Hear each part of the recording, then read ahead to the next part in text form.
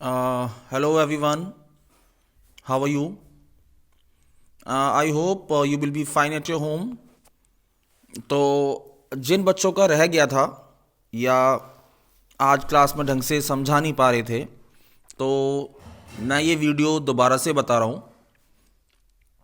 Acceleration due to gravity G,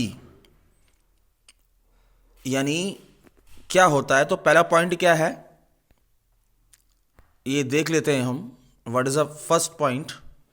when an object is drop from a some height, है ना, यानी किसी object को एक हाइट से हम फेंकते हैं, ओके, तो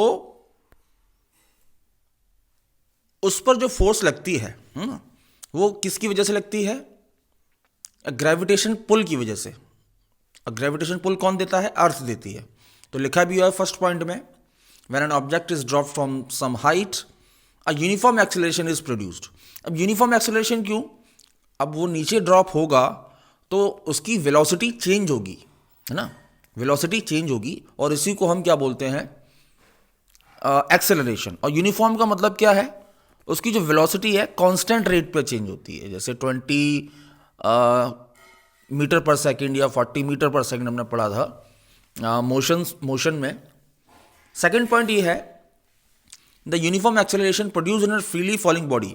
फ्रीली फॉलिंग का मतलब ही यही है कि कोई ऑब्जेक्ट किसी हाइट से फेंका गया है ना, तो उस पर जो लगने वाला फोर्स है due to gravitational force of the earth is known as acceleration due to gravity. यही होता है जी, एक्सेलरेशन ड्यू टू ग्रेविटी। ये सेकंड पॉइंट है, और उसकी वैल्यू होती है 9.8 मीटर पर सेकंड स्क्वायर। अब ये क्यों होती है हम ये आगे इस वीडियो में जानेंगे। अब थर्ड पॉइंट है, when a body is dropped freely, जब किसी बॉडी को हम फेंकते हैं freely, it falls an acceleration of 9.8 metre per second square. यानी उस पर कितना एक्सेलरेशन लग रहा है, उसकी वैल्यू है 9.8 metre per second square. And when a body is thrown vertically upward, it undergoes a retardation of 9.8 metre per second square. कह सकते हैं एक्सेलरेशन मीन्स कि वो कंटिन्यूसली उसकी जो वेलोसिटी है वो इंक्रीज हो रही है जब वो ऊपर से नीचे आता है, फ्रीली फॉल होता है। और नीचे से जब हम किसी को फेंकते हैं तो उसकी वेलोसिटी ऊपर आते आते आते आते डिक्रीज हो जाती है। इसी वजह से हम उसको रिटार्डेशन बोलते हैं या नेगेटिव एक्सेलरेशन बोलते हैं। और एक पीक ऐसा आता है जहां पर उसकी वेलोसिटी जीरो हो जाती है और फिर वापस वो अर्थ उसे खींचती है, ठीक है ना। Now calculation of acceleration due to gravity, ये मेन पॉइंट है जो हमें बताना था। तो फिगर देख लीजिए, ये एक बॉल जैसा कोई बॉडी है, वो एक हाइट से फेंका जा रहा है उसके, जिसका मास क्या है? स्मॉल m, और अर्थ पर आ रहा है वो, तो उसका मास है अर्थ का capital M। Okay, so if we drop a body, say stone of a mass m from a distance r, means r distance क्या है यहां पर? From the centre of the earth, यानी सेंटर ऑफ द अर्थ। अगर इसके नीचे हम अर्थ के नीचे सेंटर बना लें, यानी रेडियस ऑफ द अर्थ मान लें, तो वहां से उसका डिस्टेंस कितना है? Then the force exerted by the earth on the body is given bye.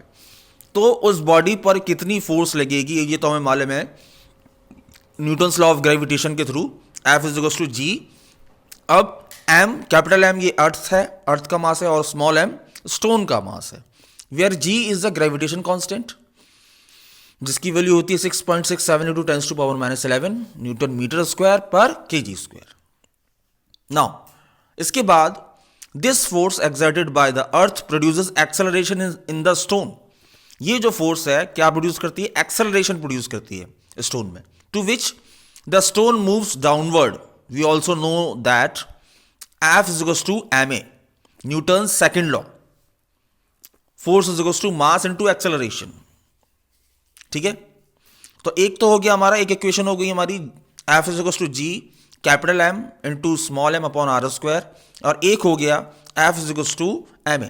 ये वही ma है जो मास ऑफ स्टोन है, स्मॉल एम की बात कर रहे हैं।